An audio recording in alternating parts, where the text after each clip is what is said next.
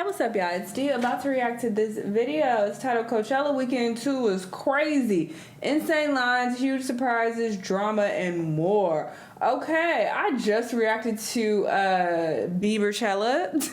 It's up on my Patreon right now, so I kind of got a feel of what Coachella was like week 1 last week. I'm not sure if he performed again this weekend. I guess we will find out in this vid, but yeah, I already gave my thoughts on his performance, so check that out if you're interested. Link down below. But anyway, let's see what happened with Coachella this weekend. Let's watch. You guys, I fear weekend 2 won Coachella. Some people that went weekend 1 are absolutely pissed because Olivia Rodrigo came out, Justin Bieber brought out a ton of people, including Billie Eilish to be his One Less Lonely Girl. Pink Panthers brought out so many people. Weekend 2 this year has been so full of surprises, but also pretty busy, crowded, but we need to get into everything that's been going down. What happened, girl? Hey guys, it's Christy and welcome back to the weekly TCAP. It is Sunday morning, so I've experienced day 1 and 2 of Coachella Weekend 2, which I honestly can't even process that I've gone both weekends. This is actually, I think, maybe the 3rd time that I've done both weekends, both for research purposes and because my parents live in the area, so it kind of is an opportunity to see them, hang out with them, and take advantage of the fact that they're like right here and I should go because an Airbnb would be like, yeah girl, good for you. What happened? Sorry, I'm not trying to be rude, but get into it, girl. Get into the tea.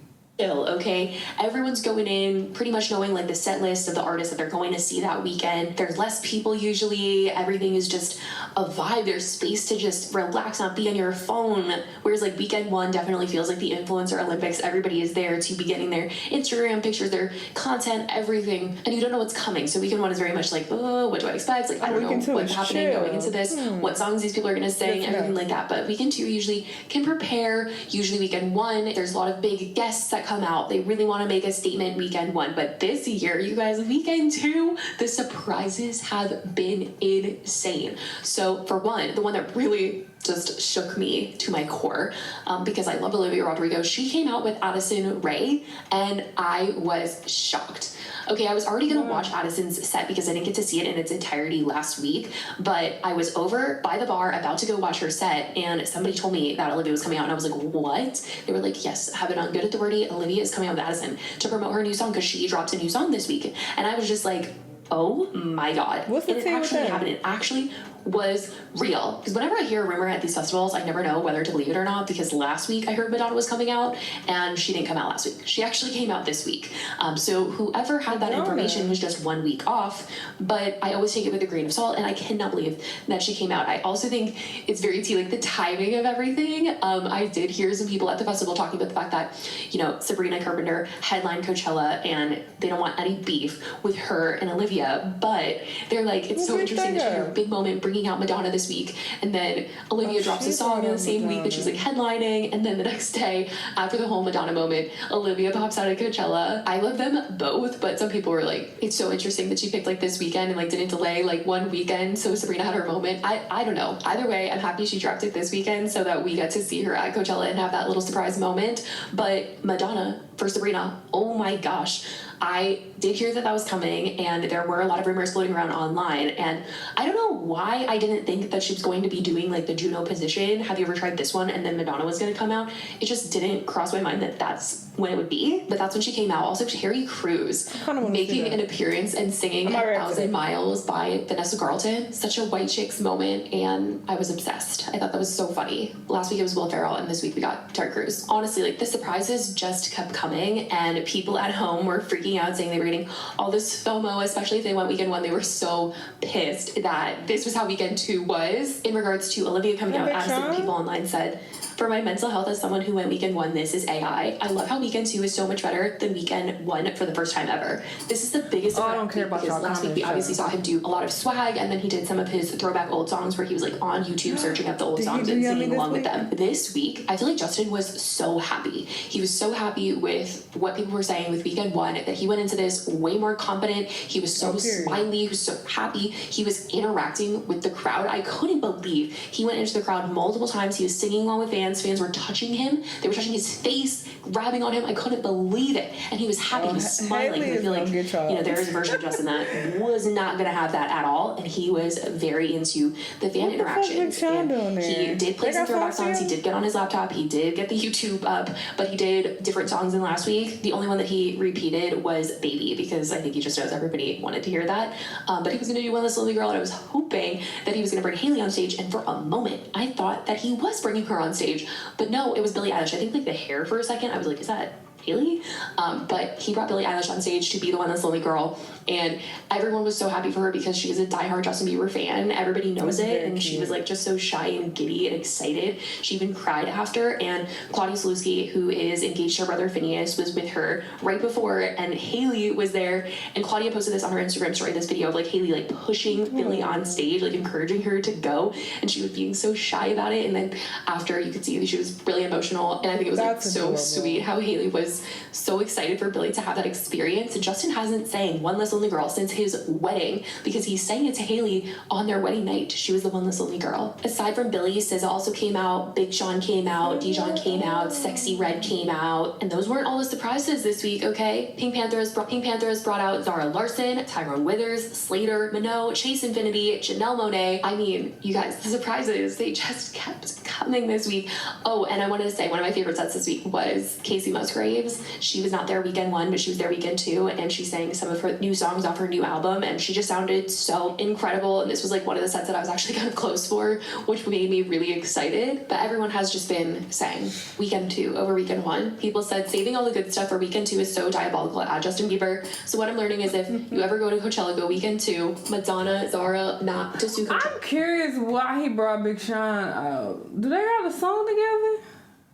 But he did come out. Sexy Red, that is random as well. Who a lot of visual graphics that were really great on the live stream, and people were noting, they really wanted to know what people's view was in person, what that looked like. I mean, obviously, none of that was in person. The like giant Lisa on stage and things like that. Like, yeah, they didn't just like holograph that in person for people, but people were still very happy that Haley's got to do that performance, because weekend one obviously got scrapped because they said wins prohibited that. Now let's talk about the crowd, because there's been a lot said about the weekend two crowd. Usually they have the rap of being very chill, very relaxed, less people. Well, this year, I mean, it definitely felt like less crowded than weekend one, but not by much, especially during Justin. I mean, I was not very close to the stage at all, you guys, but it was like that scene in SpongeBob, like that's really what it was like. You couldn't really dance or move because everyone was just so jam-packed. And this week, there wasn't really anybody that was playing at the same time as him, so that made it even busier. But it definitely felt like weekend two was super busy, and it was very clear that Justin played a big role in that because of the fact that his merch lines were insane. First of all, a lot of his merchandise sold out last Friday, weekend one. A lot of the merchandise in general sold out because on Friday at 1 p.m., right when the gates open, my boyfriend and I tried to go get this jacket. It's a Coachella jacket. I got one last weekend in medium and he wanted one. And so we went 1 p.m., right when the gates open. You guys, I go up to the sold out. What? I'm sorry, what? How is it already sold out? It's like they didn't like divide the stock or something. They just like oversold weekend one, but a lot of stuff was sold out. And then same with Justin's merch, so much was sold out. And so I think they went back into the warehouse and got all the stuff from his past tours and dusted it off and pressed Coachella on them, because he was repurposing, but he was repurposing his old Purpose tour merch for Coachella. I saw these tour hoodies for sale and I literally thought that he was announcing a tour, but no, it was just old tour merch that he was reusing because like he just didn't have as much stock as he did the first weekend, and the lines were so ridiculous. People waited all day Friday, like after almost 2 hours of waiting at the Skylark tent. Y'all, we are very close, but the amount of people that are in this line is actually insane. We just waited in the Skylark line for almost 5 hours. We got there when the festival opened at 1. The two things I wanted were sold out. I got nothing. Literally, that's how you know, like, a lot of these people did not go to see anybody else except for Justin Bieber because they were willing to waste, like, a whole day. I guess it's not a waste to them, but I couldn't believe they spent the whole day waiting in line to buy some of Justin's stuff, and some people didn't even get to buy it once they reached the front because it was sold out, which is just insane. But yeah, the crowd was crazy for Justin. I will say, compared to last week, I do feel like the crowd was more fun for all the other sets. Like, there was room to dance and move, and people weren't really on their phones. I know when Madonna came out on the stream, I mean, you guys, everyone was on their phone recording, and people were dogging on the Weekend 2 crowd. They were like, oh my god, no one's living in the moment, da da da da. But it's so crazy that people were saying that, because where I was standing, I was like, oh my gosh, nobody's on their phone. This is so fun. Everyone was dancing and moving and living in the moment. So it's crazy that I said that when I was there, and then the next day I'm seeing everyone like dog on the Weekend 2 crowd, and I was like, wait, what? This is every concert ever. What are we talking about? I'm pretty sure you can find pictures of Weekend 1 of them doing this exact same thing. This is everybody. Everybody does this. It wasn't like that. So I definitely found that very interesting. Now, I also want to talk about all of the records being broken, because there are so many records that have been broken this Coachella, from Karol G to Justin Bieber. Like, oh my gosh, it's wild to think about how big this Coachella really is. Karol G made history last week as a Latin female headliner, and it came out that she actually spent way more than what Coachella paid her in order to have the performance that she wanted, which was so wild to me. The Hollywood Reporter wrote this week leading up to Weekend 2, considering the massive... Okay, I don't know who that is, but shout out to her and the records that were broken for Coachella. But interesting. I'm glad that people had a great time, and they said they still enjoy Weekend 2, because, yeah, I feel like that is the assumption that, the first weekend is going to be the best, because that's when everybody is excited to go. So the artists are going to put way more energy into their sets and whatnot. But apparently that was not the case with Coachella. So there's that. But yeah, I already reacted to Bieber's Weekend 1, and then Weekend 2 he bring out Big Sean and Sexy Red. But I'm just like, do I really care about that though? Because it's like, what songs do y'all even have together? What are they going to do on stage with him, maybe I'll check it out. I don't know. But anyway, I definitely did do Weekend 1, so that is up right now on Patreon. Check it out. Anyway, y'all let me know what y'all think about Coachella Weekend 2, and yeah, I'll see you on the next one. Bye!